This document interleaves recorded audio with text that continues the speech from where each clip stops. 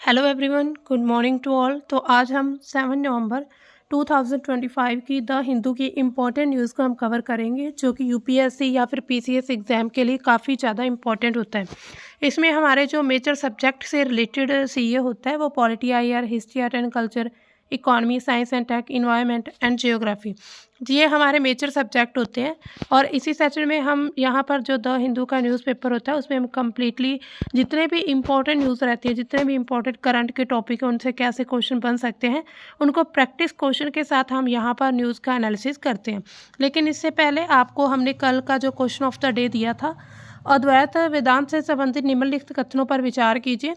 पहला कथन है कि गौतम बुद्ध को इसका प्रमुख समर्थक माना जाता है। दूसरा, इसके तहत इस बात पर बल दिया गया कि परम वास्तविकता एकल और निराकार है। तो इसमें कौन सा ऑप्शन सही है? तो सी ऑप्शन इज करेक्ट। पहला और दूसरा दोनों ही सही हैं। इसके बाद जो हमारी आज की फर्स्ट न्यूज़ है, न्यूज़ क्या आ रही है कि फर्स्ट पीएसएलवी यानी कि जो हम कह सकते हैं इसको जो पोलर सैटेलाइट लॉन्च व्हीकल है, made by private firms to be unveiled in 2026, says ISRO chairman. यानी कि इंडियन स्पेस रिसर्च ऑर्गेनाइजेशन के जो चेयरमैन हैं वी नारायणन, उन्होंने कहा है कि जो पीएसएलवी है, जो प्राइवेट फर्म्स के द्वारा बनाया गया है, उनको 2026 में अनवील किया जाएगा। तो उन्होंने ये चीज़ कही है कि 450 इंडियन इंडस्ट्रीज़ जो हैं उन्होंने आपस में मिलकर यानी कि कंट्रीब्यूट करके इंडियन स्पेस प्रोग्राम के लिए कंट्रीब्यूट किया है। एंड 330 प्लस स्टार्टअप्स किए, इकोसिस्टम्स वर्किंग, मतलब पूरे देश में अगर हम देखें तो प्राइवेट फर्म्स के ज़रिए जो इकोसिस्टम का पूरा एक तरह से पूरे इकोसिस्टम्स है वो वर्क कर रहे हैं। उन्होंने कहा कि the Indian space program when it was started was 70 year behind the developed nations. कहते जब हमने ये जो हमारा भारतीय स्पेस अंतरिक्ष प्रोग्राम जब उन्होंने शुरू किया था, तो जो डेवलप्ड नेशन है उनसे करीब 70 साल तक ये पीछे था। By 2040 the program will be on par with any other space faring nations in terms of launchers, satellites, human space flight program and applications। तो उन्होंने कहा है कि 2040 तक उनका लक्ष्य है कि भारत जो है इस स्पेस और ऑर्गेनाइजेशन जितने भी प्रोग्राम्स हैं उनमें जो है अग्रणी बन सके। अब देखिए ये जो रॉकेट किया गया तैयार पीएसएलवी, तो HAL यानी कि Hindustan aeronautics limited and L&T Larsen and Toubro के नेतृत्व वाली एक निजी जो कंसोर्टियम है उसके द्वारा बनाया जा रहा है। इसमें कंसोर्टियम की भूमिका क्या है? इस प्रोजेक्ट में निजी कंपनियों ने पीएसएलवी के 80 से 85% जो सिस्टम है वो विकसित किए, जो कि भारत के अंतरिक्ष क्षेत्र में निजी भागीदारी को मजबूत करने के लिए एक अच्छा कदम है। इसमें भविष्य की क्या योजना? 2 सफल लॉन्च होने के बाद इसरो पीएसएलवी विकास को कम से कम 50% सीधे भारतीय उद्योग कंसोर्टियम को सौंपने की योजना बना रहा है। ये प्रधानमंत्री नरेंद्र मोदी का एक विजन जो है उनका हिस्सा है, जिसमें अगले 5 वर्षों में 50 रॉकेट लॉन्च करने का लक्ष्य है। अब देखिए पीएसएलवी क्या है, इसके बारे में थोड़ा हम टेक्निकल इन्फॉर्मेशन देख लेते हैं। पोलर सैटेलाइट लॉन्च व्हीकल है। पीएसएलवी भारत का सबसे विश्वसनीय और बहुमुखी लॉन्च व्हीकल है, जिसे मुख्य रूप से सूर्य समकालिक कक्षा में उपग्रहों को प्रक्षेपित करने के लिए डिज़ाइन किया गया। यानी कि इस जो रॉकेट में है सैटेलाइट रख के लॉन्च की जाती हैं। यह 4 चरणों वाला रॉकेट है, जिसमें ठोस और तरल दोनों प्रकार के प्रोपल्शन सिस्टम का उपयोग किया जाता है। तो इसमें सामान्य विशेषता है कि इसकी ऊंचाई 44 मीटर है, वजन इसका कितना 320 टन तक है। पेलोड क्षमता है सूर्य समकालिक कक्षा में, इसके अलावा 1750 किलोग्राम तक ये जो अपना पेलोड लेकर जा सकता है। पीएसएलवी जो एक्सएल है उसने 1800-1900 किलोग्राम जो एसएसओ में यानी कि सूर्य समकालिक कक्षा में लेकर गया था। इसके अलावा अगर हम देखें कि ये जो हम देखें इसकी सफलता दर कितनी रहती है, तो 98% से अधिक है। इसके अलावा इसमें कुछ प्रमुख सब सिस्टम भी लगे हुए हैं, जिसमें नेविगेशन है, गाइडेंस कंट्रोल करने के लिए इनर्शियल नेविगेशन सिस्टम है, रोडेंट टेंट जो कंप्यूटर है वो है। इसके अलावा स्ट्रैप ऑन बूस्टर है, हर एक में 12 टन ठोस प्रोपेलेंट फ्लैक्स नोजल कंट्रोल है। इसके साथ ही पेलोड फेयरिंग भी है, यानी कि इसका अगर हम तो पूरे डायामीटर की बात करें तो 3.2 मीटर है। कार्बन कंपोजिट सामग्री है, 2 हिस्सों में इनको विभाजन किया जा सकता है। इसके अलावा एवियोनिक्स यानी कि रिंग लेजर जायरो है। जीपीएस जो एडेड है नेविगेशन मिशनों में, यानी कि नवीनतम मिशनों में है। इसके अलावा कुछ विशेष क्षमताएं इसकी क्या है, मल्टीपल सैटेलाइट डिप्लॉयमेंट, यानी कि एक लॉन्च में 100 plus nano micro satellite launch की जा सकती है। इसके साथ ही उच्च सटीकता इसकी जीटीओ मिशन में ये अच्छी भूमिका निभाता है। इसके साथ ही पुनः प्रायोजित, यानी कि अभी तक नहीं है लेकिन निजी पीएसएलवी में कुछ कंपोनेंट रिकवरी की योजना है कि अगर मान लीजिए इस रॉकेट में किसी प्रकार की कोई दिक्कत या कुछ हो जाता है, अगर मान लीजिए इसकी वैलिडिटी खत्म हो जाती है तो फिर उसके कुछ पार्ट्स को रिकवर किया जा सकता है। अब देखिए इससे फायदे क्या होने वाले हैं निजी कंपनियों को या फिर हमारे भारत के निजी सेक्टर को। आर्थिक फायदा होगा, बड़ा बाजार का ये हिस्सा माना जाएगा, पूरे विश्व में स्मॉल सैटेलाइट लॉन्च मार्केट बन सकती है। इसके साथ ही अधिक ऑर्डर आने लगेंगे। इसके साथ ही इसरो का जो पीएसएलवी है जो करीब 200 करोड़ रुपए जिसकी लागत है, निजी लागत अगर हम देखें तो 120 से 150 करोड़ में ही हो जाएगा, यानी कि सस्ता रहेगा अगर हम भारत में इसको तैयार करते हैं। इसके निर्यात के अवसर मिल सकते हैं, विदेशी सरकारों कंपनियों को मेड इन इंडिया पीएसएलवी बेच सकते हैं। इसके साथ ही स्काई रूट, अग्निकुल जैसे जो स्टार्टअप्स हैं उनको फंडिंग बढ़ जाएगी। HAL एंड L&T कंसोर्टियम को 1000 से ज़्यादा करोड़ का ऑर्डर मिलने की संभावना भी है। इसके साथ तकनीकी फायदे होंगे, सैनिक स्वदेशी विशेषता, टेक्निकल हमें बहुत सारी नई नई इनोवेशंस देखने को मिल सकती हैं। पीएसएलवी का अनुभव होगा तो मध्यम लॉन्च व्हीकल या रीयूजेबल रॉकेट बनाने में मदद मिलेगी। इसके साथ ही डिजिटल ट्विन हो सकता है, AI बेस्ड टेस्टिंग हो सकती है, 3D प्रिंटिंग जो है 3D प्रिंटिंग लागत उसकी 30% तक कम हो सकती है। इसके साथ रणनीतिक फायदे, इसरो से स्वतंत्रता होगी, यानी कि 2026 के बाद निजी कंसोर्टियम अपने ग्राहकों के लिए सीधे लॉन्च कर सकता है अगर मान लीजिए किसी ने अलग से अपना सैटेलाइट कोई लॉन्च करवाना है। इसके साथ ही राष्ट्रीय सुरक्षा में योगदान मिलेगा। पीएसएलवी टेक्नोलॉजी जो है मिसाइल प्रोग्राम में डुअल यूज किया जा सकता है। रक्षा मंत्रालय से और ऑर्डर आने की उम्मीद है।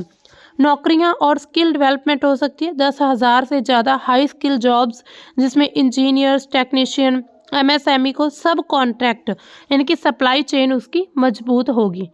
इसमें नीतिगत समर्थन क्या, इन स्पेस का रोल क्या, लॉन्च पैड उपलब्ध कराएगा, रेगुलेशन आसान करेगा, सरकारी गारंटी होगी। पहले 2-3 लॉन्च में इसरो तकनीकी सहायता देगा, यानी कि टेक्निकल हेल्प मिलेगी इसरो की तरफ से, उससे जोखिम कम हो सकता है। इसके साथ ही लॉन्ग टर्म विजन रहेगा, 2030 तक निजी क्षेत्र में 50% भारतीय लॉन्च करने की उम्मीद है। इसके साथ ही स्पेसएक्स जैसा मॉडल भारत में बनने की भी एक तरह से पहल दिख रही है। इसमें क्वेश्चन कैसे बन सकते हैं, निम्नलिखित में से कौन सा कथन मैरीन फिशर सेंसस 2025 के बारे में सही है। ये ICAR CMFRI के द्वारा विकसित VYAS ऐप के पर आधारित भारत का पहला डिजिटल मत्स्य जनगणना। इसका उद्देश्य केवल तटीय मछुआरों की आर्थिक स्थिति का आंकलन करना है। 2020 से चल रही योजना का विस्तार है जो केवल दक्षिण भारत तक सीमित है। इसमें जियो रेफरेंसिंग का उपयोग नहीं किया गया, तो इसमें ए ऑप्शन इज करेक्ट। तो ये जो क्वेश्चन है यानी कि इससे थोड़ा बहुत मिलता जुलता सा होता है। इसके साथ ही निम्नलिखित में से कौन सी विशेषता जो है पीएसएलवी रॉकेट के निजी निर्माण से संबंधित है, यानी कि 2026 में अभी जो निजी निर्माण होगा उससे कौन सी संबंधित है। इसके साथ ही देखते हैं हम options. HAL and L&T consortium द्वारा 80 से 85% जो सिस्टम है वो विकसित किया जाएगा। यह केवल सूर्य समकालिक कक्षा के लिए सीमित है। लागत 200 करोड़ रुपए से अधिक अनुमानित लगाई जा रही। इसरो की कोई भी तकनीकी सहायता नहीं है, तो इसमें ए ऑप्शन इज करेक्ट। अब हमारी सेकंड न्यूज़ की तरफ चलते हैं। न्यूज़ क्या आ रही है कि इंडियन नेवी ने कमीशन किया है अपना नया सर्वे वेसल INS कक्षक जो है कक्षक किया है, तो इसको यानी कि कमीशन कर दिया गया है। तो अब इसके बारे में हम देख रहे हैं, यहाँ पर आप पोस्टर देख सकते हैं। ये कोच्चि में इसको कमीशन किया गया है 6 नवंबर 2025 को। भारतीय नौसेना ने 6 नवंबर 2025 को सर्वेक्षण पोत यानी कि ये जो है सर्वे वेसल है INS इक्षक को कोच्चि के नौसेना अड्डे पर आधिकारिक रूप से कमीशन किया गया। ये जो जहाज है सर्वेक्षण वाहन यानी कि बड़े श्रेणी का तीसरा जहाज है और जो दक्षिणी नौसेना कमान का उसका पहला जहाज है, जो कि संस्कृत शब्द इक्षक यानी कि मार्गदर्शक से लिया गया है। इसकी प्रमुख विशेषताएं क्या क्या हैं? तो सबसे पहले तो इसका जो है स्वदेशी निर्माण किया गया है, यानी कि भारत की जो मेड इन इंडिया की नीति है उसको लगातार बढ़ावा मिल रहा है। इसमें जो garden reach ship builders and engineers Kolkata द्वारा निर्मित है, जिसमें 80% से अधिक स्वदेशी सामग्री का यूज़ किया गया। आत्मनिर्भर भारत का एक प्रतीक है। भारतीय जो एमएसएमई के साथ सहयोग को भी दर्शाता है। इसकी तकनीक काफ़ी उन्नत है। जहाज में मल्टी बीम सोनार लगे हैं, स्वायत्त जलमग्न वाहन है, रिमोटली ऑपरेटेड वाहन है, 4 विशेष सर्वेक्षण मोटर बोट्स लगे हुए हैं। ये 10,000 मीटर की गहराई तक हाइड्रोग्राफिक सर्वेक्षण कर सकता है और एक पास में 1500 मीटर चौड़े क्षेत्र को स्कैन कर सकता है। इसके साथ ही मुख्य रूप से ये तटीय और गहन जल सर्वेक्षण के लिए, लेकिन आपदा राहत जो है, मानवीय सहायता, 40 बेड हॉस्पिटल में भी के रूप में भी काम कर सकता है। इसमें हेलीकॉप्टर डेक भी लगे हुए हैं। ये श्रेणी का जो है पहला जहाज है जिसमें महिला अधिकारियों और नाविकों के लिए समर्पित आवास सुविधाएं हैं, यानी कि इसमें महिला अधिकारियों के लिए भी सुविधाएं दी गई हैं, जो कि नौसेना की प्रगति को दर्शाते हैं कि ये एक तरह से समावेशिता को बढ़ावा देता है। इसका महत्व क्या है? समुद्र की सुरक्षा होगी और नौवाहन जो है हमारे वो बढ़ेंगे। हाइड्रोग्राफिक सर्वेक्षण होगा। गहरे समुद्र में ये 10,000 मीटर तक ये जो है वहाँ पर जाकर सटीक नक्शे तैयार कर सकता है, जिससे नौवहन जो है वो सुरक्षित होगा। इसमें युद्धपोत, पनडुब्बी, वाणिज्यिक जहाज़ों की आवाजाही में जोखिम कम होगा। भारत का जो विस्तृत समुद्री क्षेत्र है उसमें अज्ञात क्षेत्रों का पता लगाएगा, उनका मानचित्रण तैयार करेगा। विशेष रूप से जो अंडमान निकोबार, लक्षद्वीप जैसे जो द्वीप हैं उनकी गहराई तक जाकर उनके बारे में जानकारी मिलेगी हमें। इसके साथ ही आत्मनिर्भर भारत का प्रतीक है, क्योंकि हम जैसे देख रहे हैं कि इसमें 80% से ज़्यादा जो है स्वदेशी सामग्री का यूज़ किया गया है। तो इसका मतलब है कि भारत एक तरह से कहीं ना कहीं आत्मनिर्भर बनता जा रहा है, किसी और देश पर हमें डिपेंड ना रहना पड़े। इसके जितने भी उपकरण हैं, सेंसर, सॉफ्टवेयर सब भारत में तैयार किए गए। इससे आयात पर निर्भरता कम हुई है। एमएसएमई का योगदान भी है। 200 से ज़्यादा भारतीय लघु मध्यम उद्योग ने इसके निर्माण में योगदान हिस्सा दिया, जिससे रोजगार सृजन की तकनीकी क्षमता में वृद्धि हुई है।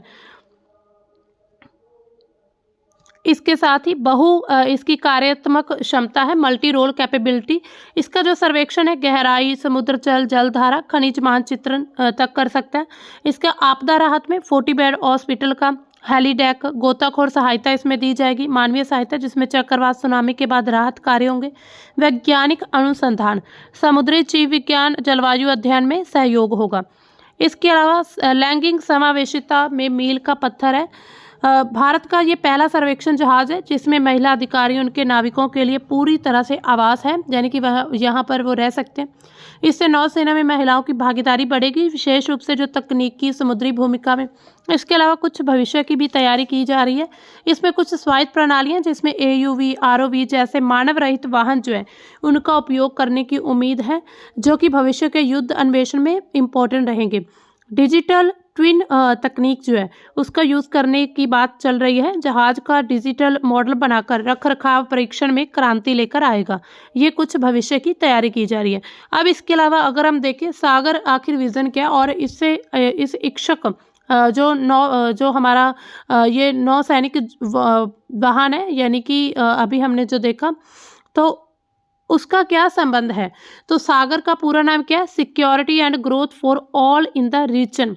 ये प्रधानमंत्री मोदी के द्वारा 2015 में मॉरिशस की संसद में जो भारत की हिंद महासागर क्षेत्र की नीति है उसका एक मूल मंत्र दिया गया था। ये विजन सुरक्षा, आर्थिक विकास और क्षेत्रीय सहयोग पर पूरी तरह से केंद्रित है। इसके प्रमुख स्तंभ हैं 5: सुरक्षा, आर्थिक विकास, क्षेत्रीय एकता, आपदा प्रबंधन और सतत विकास। यानी कि ये 5 स्तंभ काफ़ी इम्पोर्टेंट हैं। इसके अलावा सागर के प्रमुख पहल और कार्यक्रम क्या है? समुद्री सुरक्षा सहयोग। भारत, मालदीव, श्रीलंका का जो त्रिपक्षीय अभ्यास होता है वो इसी प्रोग्राम के तहत होता है। मिलन नौसेना अभ्यास होता है। इसके साथ बंदरगाहों का विकास, जिसमें सागरमाला परियोजना है, चाबहार पोर्ट है, सितवे म्यांमार में है, जो असम्पशन द्वीप है सेशेल्स में। तो ये इन सभी का विकास करना ये भी इसकी प्रमुख पहल है। क्षमता का निर्माण, भारतीय नौसेना के द्वारा अफ्रीकी, दक्षिण एशियाई देशों को प्रशिक्षण, जहाज गश्त जो है दिए जाएंगे। आपदा राहत, ऑपरेशन राहत होगी इसमें, यमन में हुआ, वनुआ फिजी में, और मोजाम्बिक चक्रवात राहत। इसके साथ ही कुछ जानकारी साझी की जाएगी, ये भी एक कार्यक्रम है। IFC-IOR गुरुग्राम में जो है समुद्री डोमेन जागरूकता केंद्र स्थापित किया गया। इसके अलावा INS जो इक्षक है उसका सागर से सीधा क्या संबंध है? सबसे पहले तो हाइड्रोग्राफिक सर्वेक्षण करता है, जो सुरक्षित नौवहन है, व्यापार, मछली पकड़ने में वृद्धि होती है। EEZ मानचित्रण, यानी कि भारत के 2.4 मिलियन की अगर हम बात करें, 2.4 मिलियन वर्ग का जो क्षेत्र है पूरा समुद्री क्षेत्र में संसाधनों की खोज की जा रही है। इसके साथ ही आपदा राहत में भी कुछ आपदा प्रबंधन में भी राहत मिलेगी। तो इसमें क्या है कि 40 बेड जो अस्पताल है, हेलीडेक है, जिसमें पड़ोसी देशों में जो त्वरित सहायता है वो दी जाएगी। इसके साथ ही महिला समावेशिता में ये जो एक बहुत अच्छी पहल है, हमने पहले भी बात की कि जो महिलाएं हैं भारत की वो ऐसे क्षेत्रों में बहुत कम आती हैं जहां पर उनकी सुरक्षा, उनको आवास में कुछ प्रॉब्लम होती हो। लेकिन फिर भी ये जो जहाज़ अभी जिसको वेसल को जो अभी कमीशन किया गया, तो इसमें क्या है कि महिलाओं के रहने के पूरा प्रबंध है, उनका आवास स्थान बनाया गया, जिससे क्या है कि उनकी भागीदारी ज़्यादा से ज़्यादा इस क्षेत्र में भी हो सके। इसके साथ ही अगर हम देखें इसका पूरे विश्व पर क्या प्रभाव पड़ता है, ये जो हमारा सागर एक तरह से हमारी नीति है, तो चीन का जो BRI यानी कि बेल्ट एंड रोड इनिशिएटिव, जिसके जरिए जो चीन है वह पूरे भारत को हर तरफ से घेर कर रखे हुए, तो उसका एक विकल्प है भारत जो सागर के माध्यम से सॉफ्ट पावर से इंडियन ओशन रीजन में भी अपना प्रभाव जो वो लगातार बढ़ा रहा है। इसके साथ ही क्वाड का समुद्री अंग बन सकता है, ये एक तरह से अंग माना जा रहा है इसको, कि जो क्वाड है, जो हम देखते हैं कि भारत, अमेरिका, जापान, ऑस्ट्रेलिया के साथ हमारा जो समुद्री सुरक्षा का सहयोग है भारत का, तो उनके साथ मिलकर जो है क्वाड का ये अंग बन सकता है। इसके साथ ही UN क्लॉज का पालन हो रहा है, यानी कि जो समुद्री सीमाएं हैं उनका वैज्ञानिक मानचित्रण, विवाद समाधान में भी मदद मिल रही है। इसके बाद देखिए इसमें जो है कुछ क्वेश्चन कैसे बन सकते हैं, MCQs। तो INS इक्षक के संबंध में निम्नलिखित कथनों पर विचार कीजिए। यह सर्वेक्षण वाहन बड़ा यानी कि श्रेणी का तीसरा जहाज है, जो कि garden rich ship builders and engineers GRSC Kolkata के द्वारा बनाया गया। जहाज में 80% से अधिक स्वदेशी सामग्री का यूज़ किया गया और ये 10,000 मीटर गहराई तक हाइड्रोग्राफिक सर्वेक्षण कर सकता है। यह दक्षिणी नौसेना कमान का पहला जहाज है जो कि संस्कृत शब्द इक्षक यानी कि मार्गदर्शक से नामित है। इनमें से कौन सा कथन सही है? तो पहला, दूसरा और तीसरा कथन तीनों ही बिल्कुल सही है। अभी हमने पूरी न्यूज़ में इस सेंटेंसेस को यानी कि इन स्टेटमेंट्स को कवर किया है। अब नेक्स्ट क्वेश्चन क्या है? सागर विजन यानी कि security and growth for all in the region, यानी कि सभी रीजन्स में जितने भी हमारे समुद्री क्षेत्र हैं उनमें सिक्योरिटी एंड ग्रोथ को बढ़ावा देना। निम्नलिखित कथनों पर विचार कीजिए। यह प्रधानमंत्री नरेंद्र मोदी द्वारा 2015 में मॉरिशस में प्रस्तुत हिंद महासागर क्षेत्र नीति का एक हिस्सा है। इसके प्रमुख स्तंभों में समुद्री सुरक्षा, ब्लू इकोनॉमी और आपदा प्रबंधन शामिल है। यह क्वाड यानी कि भारत, अमेरिका, जापान, ऑस्ट्रेलिया के समुद्री सहयोग का एक हिस्सा है। इनमें से कौन सा कथन सही है? तो इसमें ऑप्शन डी इज करेक्ट। पहला, दूसरा और तीसरा तीनों ही ऑप्शंस इसमें बिल्कुल स्टेटमेंट करेक्ट है। अब हमारी नेक्स्ट न्यूज़ की तरफ चलते हैं। नेक्स्ट न्यूज़ क्या कह रही है कि इंडिया टू अनवील SAF यानी कि sustainable aviation fuel national policy जो है इंडिया अनवील करेगा। The centre will soon release a national policy on sustainable aviation fuel, minister for civil aviation Ram Mohan Naidu said, उन्होंने ये चीज़ कही है। As he emphasized on India's unique position as an agriculture powerhouse to cater to the rising global demand for the fuel, यानी कि उन्होंने कहा कि भारत जैसे लगातार बढ़ता जा रहा है, उनकी भारत की एक यूनिक पोजीशन है एग्रीकल्चर पावर हाउस में, तो इस क्षेत्र को ध्यान में रखते हुए ये जो पॉलिसी लेकर आई गई है। SAF रेफर क्या करता है? Aviation fuel derived from non fossil sources, यानी कि ये चीज़ रेफर करेगी जो हमने अभी देखा सस्टेनेबल एविएशन फ्यूल की, जो एविएशन फ्यूल है यानी कि जो हम देखते हैं हवाई जो फ्यूल है एक तरह से यूज़ किया जाएगा, तो उसमें उसको नॉन फॉसिल जो सोर्स है उनसे तैयार किया जाएगा। At a FICCI event He said the global need for SAF was 2 million ton, which by 2040 would rise to 183 million ton. As an agriculture powerhouse with over 750 million ton of the available biomass, यानी कि agriculture क्षेत्र से 750 million ton जो biomass अभी available है, India has the capacity to become the global leader in SAF production. उन्होंने कहा कि भारत के पास इतनी क्षमता है कि इस चीज़ को आगे बढ़ाकर, यानी कि इस पॉलिसी को अपनाकर भारत जो है पूरे विश्व का लीडर बन सकता है। India has a surplus of 213 million tons of agriculture residue along with the adequate manufacturing capacity, he said. To achieve 1% blending of SAF by 2027, India will require 30 million liter, while the 2% target for 2028 translates to 62 million liter। यानी कि उन्होंने target बताए 2027 तक जो है सैफ के द्वारा 1% जो है ब्लेंडिंग की जाएगी सैफ की, और इसके साथ ही इंडिया को कितनी रिक्वायरमेंट है 30 मिलियन की, और 2% टारगेट है 2028 तक, जो कि उस समय पर 62 मिलियन लीटर जो है भारत जो है प्रोड्यूस करेगा। Local oil makers collectively have an annual production capacity of 70 million liter. We are well on course to meet the domestic demand and even emerge as a global production player in SAF। यानी कि उन्होंने कहा कि भारत जो है पूरी तरह से, भारत के पास एक तरह से मेजर प्रोडक्शन होगी। तो सस्टेनेबल एविएशन फ्यूल जो है एक नवीकरणीय ईंधन है जो कि विमान के क्षेत्र में कार्बन उत्सर्जन को कम करने के लिए विकसित किया जाता है। ये पारंपरिक जेट की तुलना में 80% तक जो ग्रीन हाउस गैस है उत्सर्जन को कम कर सकता है, और मौजूदा विमान इंजन तथा बुनियादी ढांचे के साथ ड्रॉप इन के साथ इनको संगत किया गया।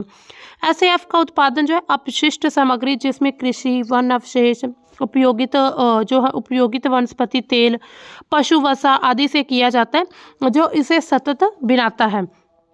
इसके साथ ही अंतर्राष्ट्रीय नागरिक उड्डयन संगठन जो है ICAO के अनुसार SAF अंतर्राष्ट्रीय विमानन में CO2 उत्सर्जन कम करने की सबसे बड़ी क्षमता रखता है। इसके साथ ही भारत में SAF उत्पादन को बढ़ावा देने के लिए नागरिक उड्डयन मंत्रालय ने ICAO यूरोपीय संघ के सहयोग से व्यवहार्यता अध्ययन जारी कर दिया।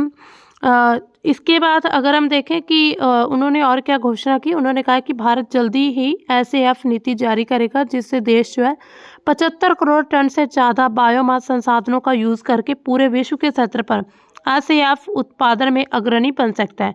भारत का जो विमानन क्षेत्र 2025 है उसमें लगभग 1 करोड़ यात्राओं के साथ 6.7% वार्षिक वृद्धि दर पर है, और SAF जो है इसकी डीकार्बोनाइजेशन में महत्वपूर्ण भूमिका निभाएगा। इसके साथ ही उत्पादन का जो प्रक्रिया है उसका प्रवाह कैसे रहेगा, यानी कि उत्पादन कैसे होगा इसका, तो फीड स्टॉक संग्रहण होगा, यानी कि अपशिष्ट सामग्रियां जिसमें UCO या फिर कृषि जो अवशेष है उनको इकट्ठा करना, जो सस्टेनेबल मानदंड जिसमें LCA लाइफ साइकिल असेसमेंट को पूरा करेगा।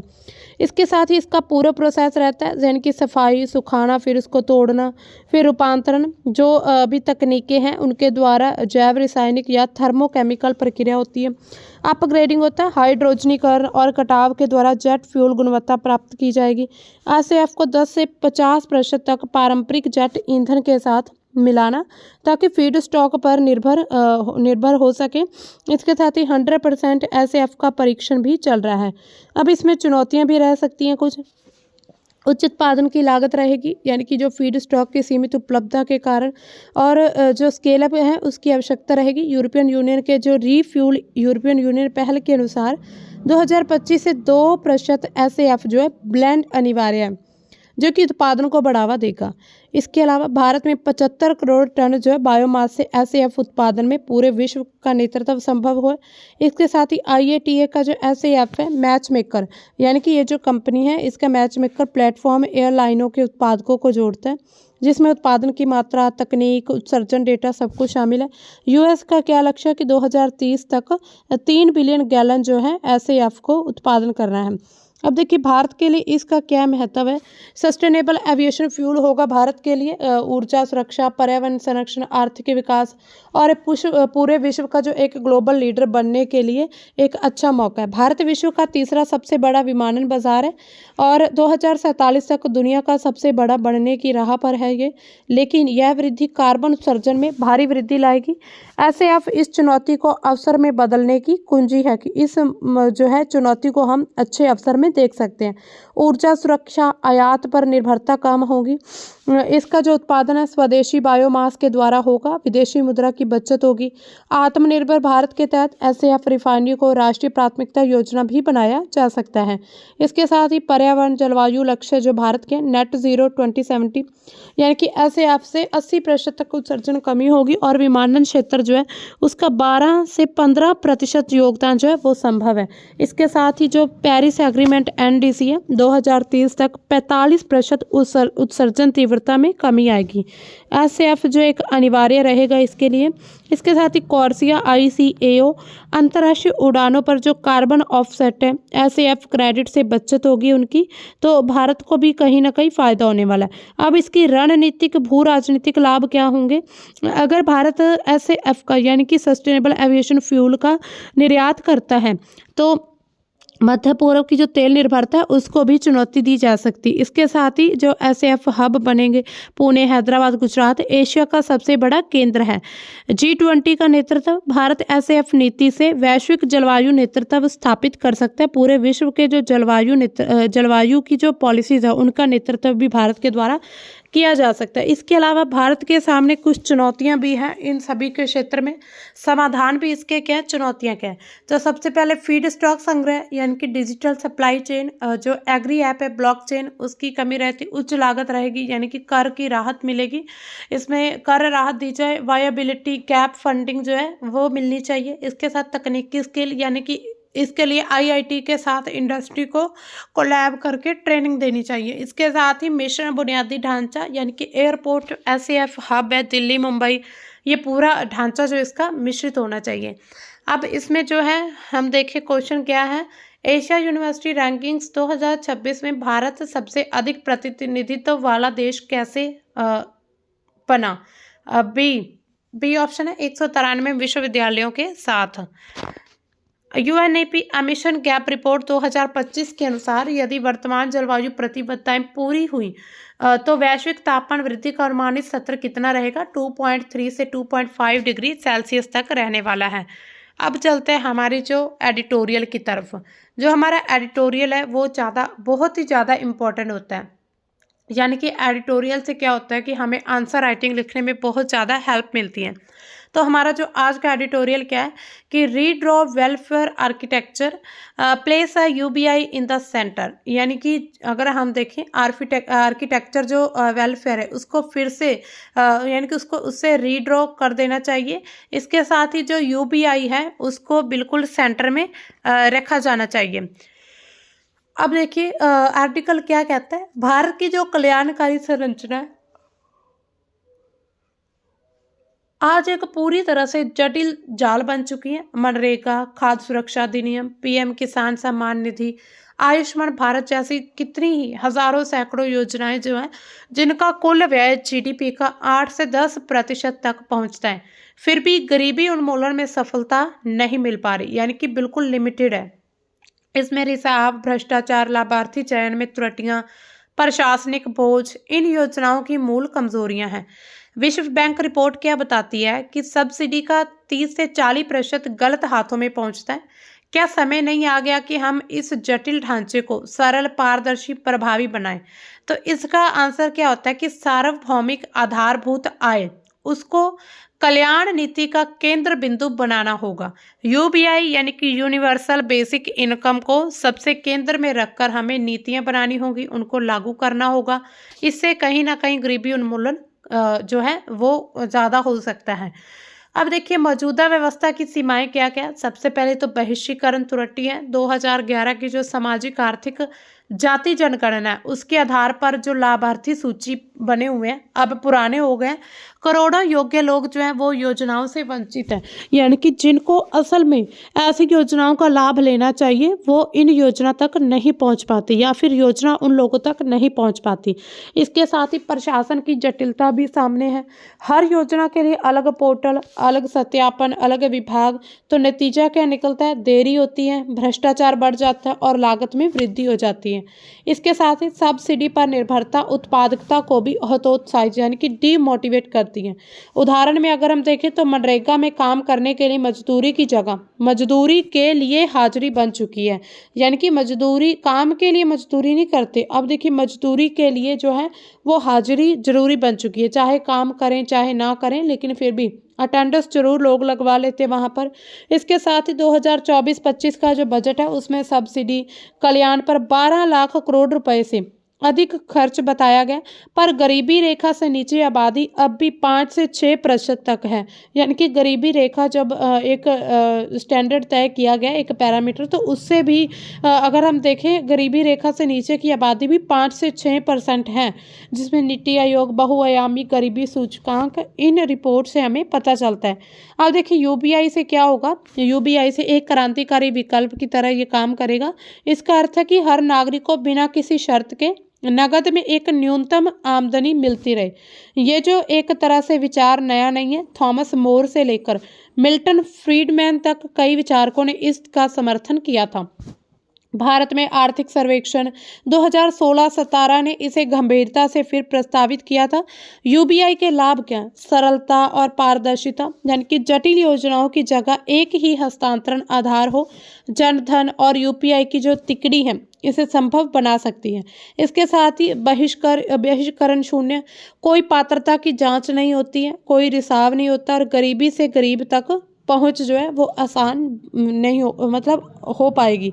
इसके साथ ही आर्थिक स्वतंत्रता, कोई भी व्यक्ति अपनी ज़रूरत के अनुसार खर्च कर सकेगा, भोजन, शिक्षा, स्वास्थ्य या फिर उद्यम में। ये जो वन साइज फिट्स ऑल की बजाय व्यक्तिगत पसंद को प्राथमिकता देता है, यानी कि एक साइज जो ऐसा तैयार किया कि जो सभी को फिट आता है, उसके अलावा जो व्यक्ति को पसंद है उस चीज़ को प्रायोरिटी मिलती है। सैकड़ों विभाग, पोर्टल, मध्यस्थों की जो ज़रूरतें हैं वो ख़त्म है। गोवा में पायलट अध्ययन में प्रशासनिक लागत 80% तक घटी है। महंगाई नियंत्रण, जिसमें सब्सिडी हटने से बाजार में विकृति कम होगी। खाद्यान्न सब्सिडी हटाकर यूबीआई देने पर किसानों को बाजार मूल्य मिलेगा, उत्पादन लगातार बढ़ेगा। भारत के लिए एक तरह से संभावित मॉडल क्या बन सकता है? राशि इसकी कितनी? प्रत्येक वयस्क को 1000 रुपये महीने, कुल लागत लगभग 7.5 लाख करोड़ रुपए की होगी। जीडीपी का 2.5%। वित्त पोषण, सभी छोटी मोटी जो कल्याण योजनाएं हैं वो बंद करनी होगी। खाद्य उर्वरक, पेट्रोलियम सब्सिडी में कटौती। धनाढ्य वर्ग पर, यानी कि जो काफ़ी रिच लोग हैं उन पर 2 से 3% यूबीआई का सेस होना चाहिए। इसके साथ ही राजकोषीय बोझ जो न्यूनतम हो, लाभ ज़्यादा रहे। चरणबद्ध क्रियान्वयन, पहले ग्रामीण क्षेत्र फिर शहरी, पायलट सोनीपत, हरियाणा और मध्य प्रदेश में ये सफल रहे। इसके साथ ही चुनौतियां समाधान क्या है? राजकोषीय दबाव बढ़ता है, पर जो शुरुआत में अगर हम देखें कोई भी पॉलिसी शुरू की जाती है तो उसमें दबाव लगातार बोझ बढ़ जाता है। इसके साथ ही समाधान क्या है कि सब्सिडी हटाने के साथ जो है समानांतर यूबीआई शुरू की जाए। मुद्रास्फीति का डर, नगद से मांग बढ़ेगी, पर अध्ययन यानी कि आईएमएफ जो है 2021 बताते हैं कि अगर सब्सिडी हटे तो कीमतें लगातार स्थिर रहेंगी। काम से विमुखता, यानी कि शोध जिसमें केन्या, फिनलैंड पायलट ये दर्शाते हैं कि यूबीआई से रोजगार कम नहीं होता बल्कि उद्यमिता भी बढ़ती है। राजनीतिक इच्छा शक्ति, सभी योजनाएं बंद करना तो कठिन है, समाधान ऑप्ट आउट विकल्प देना चाहिए, धीरे धीरे इसको अनिवार्य किया जाए। और देखिए भारत में प्रमुख यूबीआई पायलट अध्ययन क्या कहते हैं? मध्य प्रदेश में जो पायलट अध्ययन है सेवा यूनिसेफ सहयोग के द्वारा, स्वरोजगार महिला संघ और यूनिसेफ सहयोग में 8 गांव में 20,000 से ज़्यादा लोगों को मासिक नकद हस्तांतरण दिया गया। वयस्कों को 200 और बच्चों को 100 रुपये प्रति महीना। यह मौजूदा कल्याण योजना के अलावा था। कुल वहां पर 100 गाँव के नियंत्रण के समूह रूप में रखा गया। इसका परिणाम क्या? पोषण और स्वास्थ्य। भोजन सुरक्षा 52% से बढ़कर 78% हुई थी। स्वास्थ्य व्यय दुगना हो गया, जिससे कुपोषण में कमी आई और शिशुओं के जो स्वास्थ्य में सुधार हुआ, जैसे कि माताओं द्वारा बेहतर आहार, चिकित्सा, स्कूल उपस्थिति बढ़ गई, 70% से 80% तक बढ़ी थी और ड्रॉप आउट की जो दर है वो कम हुई। आर्थिक प्रभाव क्या पड़े हैं? आय में 58% वृद्धि हुई। इसके साथ ही ऋण चुकाने की क्षमता जो सुधरी है, उद्यमिता बढ़ी, जिसमें पशुपालन में लोगों ने निवेश किया है, महिलाओं की सशक्तिकरण बढ़ा, सरकारी ऋण पायलट विकसित हुए हैं, बंधुआ मजदूरी से मुक्ति दिलाई, मुद्रास्फीति घटने की बजाय स्थिर रही है क्योंकि बाजार जो है वो पूरी तरह से विस्तारित हुआ था। अब देखिए, इसमें अध्ययन के लंबे समय के प्रभावों पर अनुवर्ती शोध किया गया। उससे क्या पता चला कि लाभ 10 वर्ष बाद भी बरकरार है। हालिया रिपोर्ट्स में कोविड-19 के दौरान प्राप्तकर्ताओं की जो बेहतर लचीलापन है वो भी देखा गया है। इसके साथ ही एक तेलंगाना वर्क फ्री पायलट भी चल रहा है। ये बाथ विश्वविद्यालय यूके, मॉन्टफोर्ट सोशल इंस्टीट्यूट और India network for basic income के सहयोग से चलाया जा रहा है। गरीबी रेखा से नीचे महिलाओं को मासिक नगद हस्तांतरण किया जाएगा। यूरोपीय रिसर्च काउंसिल के द्वारा इसको वित्त पोषित किया जाता है। स्वास्थ्य बीमा कवरेज बढ़ा, इससे महिलाओं ने ऋण चुकाया, छोटे व्यवसाय शुरू किए हैं जैसे कि बंगले वगैरह बेचना। इसके साथ ही 10 से 15 हज़ार मासिक आमदनी पहुंची है। 2025 तक 600 से ज़्यादा जो प्रतिभागी इसमें शामिल हुए हैं, उनके मानसिक स्वास्थ्य में सुधार हुआ है। 2025 में मध्य ट्रायल रिपोर्ट से ये पता चला कि ये महिलाओं के अनपेड कार्यभार को कम करता है, जिससे जो है महिला सशक्तिकरण एम्पावरमेंट बढ़ी है।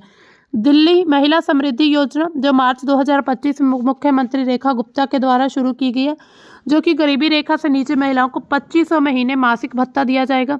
इसका परिणाम क्या निकलेगा कि प्रारंभिक आंकड़ों से तो भोजन सुरक्षा, घरेलू कल्याण, सशक्तिकरण में वृद्धि दर्शाते हैं।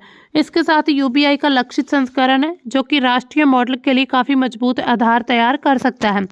इसके साथ ही सिक्किम प्रस्तावित है। 2022 तक यूबीआई लागू करने का लक्ष्य था, लेकिन वित्तीय चुनौतियों से इसको काफ़ी ज़्यादा डिले होता गया। महाराष्ट्र सेवा पायलट स्कूल नामांकन क्वासी यूबीआई क्या है, पूर्व मुख्य आर्थिक सलाहकार के द्वारा प्रस्तावित थी और इसके साथ ही ग्रामीण परिवारों को 18,000 वार्षिक, जो कि किसानों के संकट से निपटने में सहायक होगा। इसके चुनौतियां क्या है और भारत के लिए क्या सुझाव है? चुनौतियां क्या है कि स्केलिंग में सांख्यिकी मजबूती की कमी हो सकती है, जैसे कि क्षेत्रीय परिणाम राष्ट्रीय स्तर पर लागू ना होते हों, वित्तीय बोझ बढ़ेगा। सुझाव के चरणबद्ध पायलट को शुरू किया जाए ग्रामीण से शहरों तक। इसके साथ ही वित्त पोषण सब्सिडी की कटौती प्लस धनाढ्य सेस होना चाहिए, यानी कि जो बड़े बड़े रिच लोग हैं उनसे सेस लिया जाना चाहिए। इसके साथ ही अनुवर्ती क्या, लंबी अवधि के जो प्रभाव हैं वो मापने होंगे, जैसे कि मध्य प्रदेश का मॉडल है। अब देखिए, ये जो हमारे जितनी भी न्यूज़ है, यानी कि हमारा जो द हिंदू का सेशन है, उम्मीद करते हैं कि आपको समझ आ गया होगा। तो अब देखिए, ये हमने अभी चुनौतियां भारत के लिए सुझाव किए। अब आपके लिए क्वेश्चन ऑफ द डे है कि निम्नलिखित कथनों पर विचार कीजिए। यह पश्चिम बंगाल में आयोजित होने वाला एक वार्षिक धार्मिक उत्सव है। ये त्यौहार मकर संक्रांति के दिन मनाया जाता है। इसका ऐतिहासिक उल्लेख महाभारत के वन पर्व और रघुवंश में मिलता है। तो जितने भी यहाँ पर स्टेटमेंट दिए गए, इसमें कितने स्टेटमेंट जो है वो बिल्कुल करेक्ट हैं। तो इसमें आपने बताना है कि मतलब जो दिए गए स्टेटमेंट वो किसको डिफाइन करते हैं। यहाँ पर जो अलग अलग प्रोग्राम दिए गए हैं उनका, ये इनमें से जो मेले, यात्रा वगैरह, इनका ये जो विशेषताएं किसका स्वरूप अच्छे से दर्शाती हैं। तो आपने जो करेक्ट ऑप्शन है, यानी कि जो भी सही आंसर है, कमेंट सेक्शन में बताना होगा। तो दोस्तों, ये था हमारा आज का द हिंदू का सेशन, जिसमें हमने काफ़ी इंपॉर्टेंट न्यूज़ को कवर किया। तो मिलते हैं हम अपने कल के सेशन में। तब तक के लिए बाय। Thanks for watching.